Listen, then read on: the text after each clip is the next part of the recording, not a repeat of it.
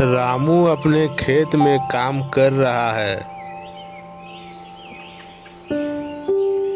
रामू मन ही मन बोला, कितना मेहनत करता हूँ फिर भी फसल अच्छी नहीं होती, क्या करूँ समझ में नहीं आता।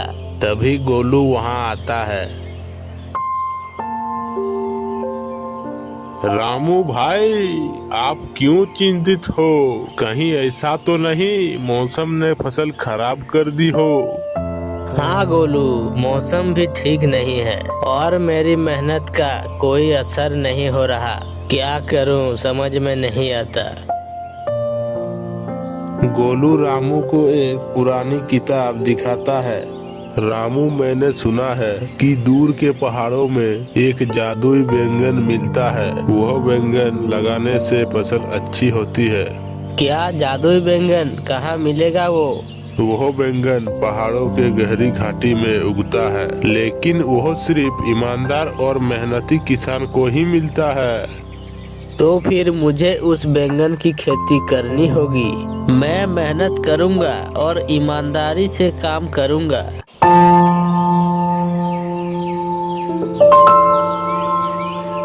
रामू अगले दिन पहाड़ों की ओर चल पड़ता है। लंबी यात्रा के बाद वह जादुई बैंगन की झाड़ी तक पहुंचता है। वहां बहुत सारे चमत्कारी बैंगन उग रहा होता है। रामू आश्चर्यचकित होकर बोला, यह सचमुच जादुई बैंगन है, अब मैं इसे अपने खेत में उगाऊंगा। रामू बैंगन को तोड़ता है और घर लौटता है। रामू अपने खेत में जादुई बैंगन का रोपाई करता है।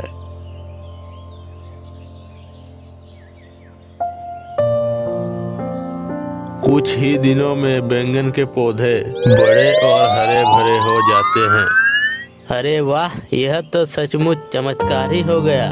अब मेरी मेहनत रंग लाने लगी है।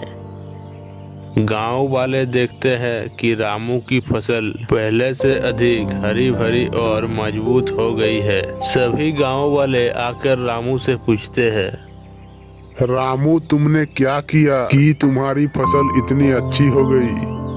मैंने बस ईमानदारी से मेहनत की और जादुई बैंगन को अपनी जमीन में लगाया। लेकिन सबसे जरूरी बात यह है कि मैं अपने मेहनत पर भरोसा करता हूँ और जो मेहनत करता है वही फल पाता है। रामू के फसल को देखकर सब गांव वाले भी प्रेरित होते हैं।